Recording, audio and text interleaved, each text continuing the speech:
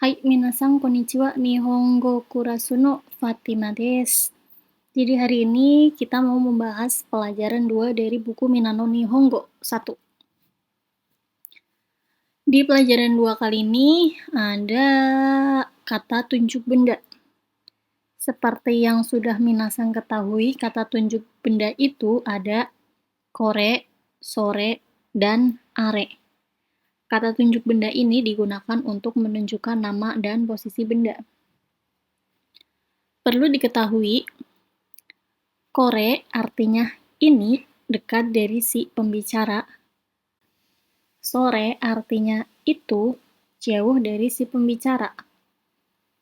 Are artinya itu jauh dari si pembicara dan lawan bicara. Jadi pola kalimatnya ada kata tunjuk benda plus partikel wa plus kata benda plus des. Partikel wa sudah kita pelajari di pelajaran 1 ya minasang.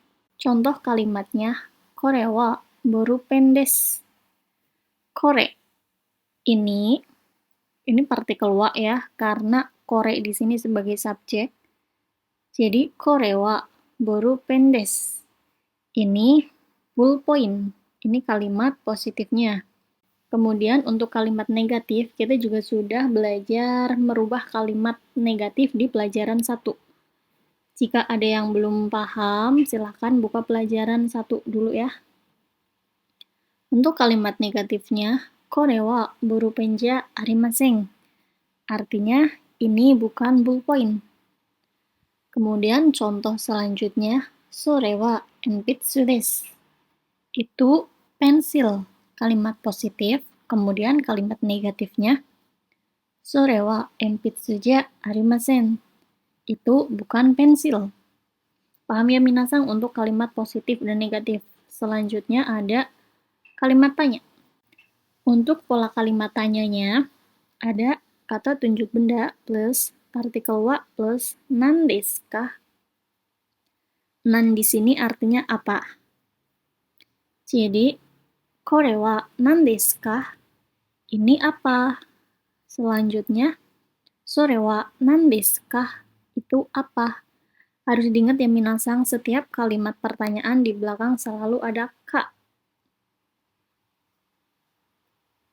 Selanjutnya ada kata tunjuk kepemilikan. Kalau yang tadi itu kata tunjuk benda, di sini kita belajar kata tunjuk kepemilikan. Apa sih kata tunjuk kepemilikan itu? Jadi kata tunjuk kepemilikan ini digunakan untuk menunjukkan kata benda beserta kepemilikannya. Jadi simpelnya gini, kalau yang tadi kore sore are ini bisa langsung diikuti dengan partikel wa atau juga bisa berdiri sendiri. Sedangkan kono, sono, ano ini harus diikuti dengan kata benda baru partikel wa. Gitu ya, harus diingat ya. Saya ulangi lagi, kalau kore, sore, are ini bisa langsung diikuti partikel wa atau bisa berdiri sendiri. Sedangkan kono, sono, ano ini harus diikuti kata benda dulu baru kemudian partikel wa. Gitu ya.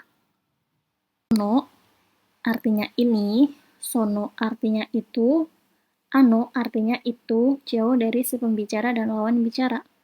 Kalimatnya kata tunjuk kepemilikan plus kata benda plus partikel wa plus kata benda plus no plus des. Partikel no juga kita sudah belajar di pelajaran 1 ya minasang. Contoh kalimatnya, kono hong wa watashi no desu. Gimana cara mengartikannya minasang? Jadi cara mengartikannya itu kita lihat dulu apakah di sini ada partikel wa. Kalau ada partikel wa, kita artikan terlebih dahulu kalimat yang ada di sebelum partikel wa. Di sini ada konohong. Konohong itu artinya buku ini. Jadi mengartikannya juga dari begini ya minasang. Jadi cara mengartikannya juga begini ya minasang. Ini kan ada partikel wa. Terus sebelum partikel wa-nya itu apa? Hong. Hong ini buku. Kemudian kono. Ini berarti buku ini, bukan ini buku ya. Jadi artinya itu buku ini. Kono hong wa watashi no desu. Buku ini. Kemudian lanjut ke belakang. Ada partikel no. partikel no artinya milik. Ada di pelajaran 1, no ini artinya milik, terus watashi saya. Jadi artinya buku ini milik saya. Gitu ya cara mengartikannya minasang. Selanjutnya untuk kalimat negatifnya, berarti kono hon wa watashi no ja arimasen.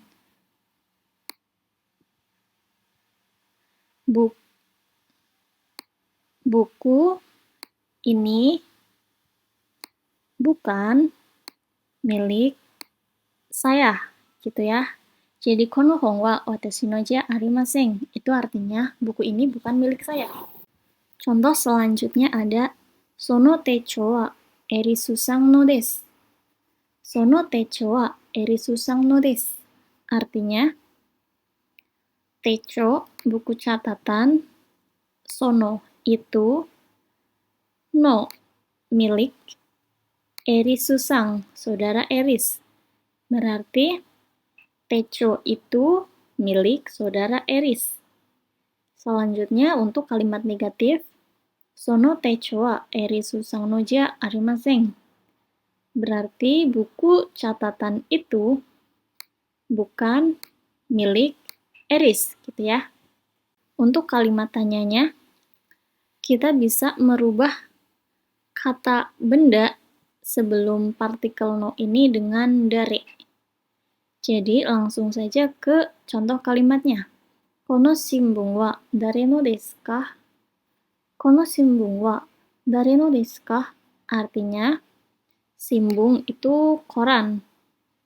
Koran ini milik dare. Dare ini siapa? Berarti kono shimbun wa dare no desu ka? Artinya, koran ini milik siapa? Gitu.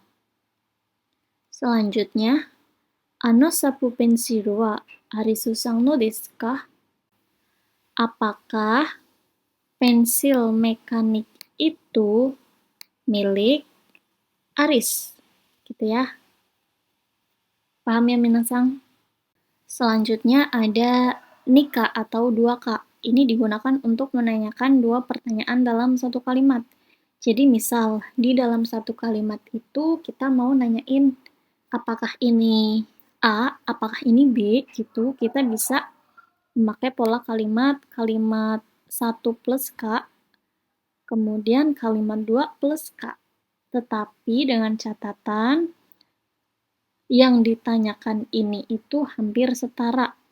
Kayak misal pensil dan ballpoint, itu bisa ditanyakan apa ini pensil, apa ini ballpoint. Jadi ada kemiripan ya. Kalau misalnya nanyanya apakah ini tas, apakah ini pensil, itu nggak bisa ya minasang. Diingat yang ditanyakan harus setara atau hampir mirip gitu. Contohnya, kore wa enpitsu desu ka? Borupen desu ka? Diartikin dulu, kore wa enpitsu desu ka? Borupen desu ka? Kalimat pertanyaannya ada ini. Jadi yang diartikan itu ini dulu kalimat 1 ya. Ini desu ka? Apakah? Enpitsu pensil, kemudian borupen desu ka? Apakah ballpoint? Jadi artinya ini apakah pensil, apakah ballpoint, gitu. Contoh selanjutnya, sore wa shinbun desu ka? Zashi desu ka? Itu apakah koran, apakah majalah, gitu. Paham ya minasang? Selanjutnya terakhir ada partikel no lagi nih. Artinya tentang. Kalau yang kemarin pelajaran 1 kita udah membahas partikel no, artinya milik, di pelajaran 2 itu artinya tentang. Jadi partikel no ini nantinya bakal ada arti yang lainnya lagi ya minasang, jadi nggak usah bingung. Jadi pola kalimatnya kata benda pertama plus partikel no plus kata benda kedua plus des. Contoh kalimat positifnya, nihon no hon desu. Artinya, gimana sih cara ngertiinnya ini ya? Jadi karena di sini nggak ada partikel wa, langsung aja kita ngertiinnya dari belakang. Hong artinya buku, no di sini tentang, Nihong itu buku, berarti buku tentang Jepang. Kemudian kalimat negatifnya, Nihong no hongja arimasen, bukan buku tentang Jepang. Untuk kalimat tanyanya, kore wa nanno hong desu ka? Jadi kita memakai nanno hong desu ka, jadi kata benda pertama ini diganti dengan nan. Artinya apa? Jadi kore wa nanno hong desu ka? Ini buku tentang apa? Gitu. Selanjutnya contohnya, kuruma no zeshi desu. Artinya majalah tentang mobil. Ini kalimat positif. Selanjutnya kalimat negatifnya, kuruma no zeshi ja arimasen. Artinya bukan majalah tentang mobil. Gitu ya minasang. Jadi kalau untuk kalimat tanyanya itu gimana ya? Coba yang tahu bisa tulis di kolom komentar. Ja, minasang mite kurete arigatou gozaimashita. Ja ne.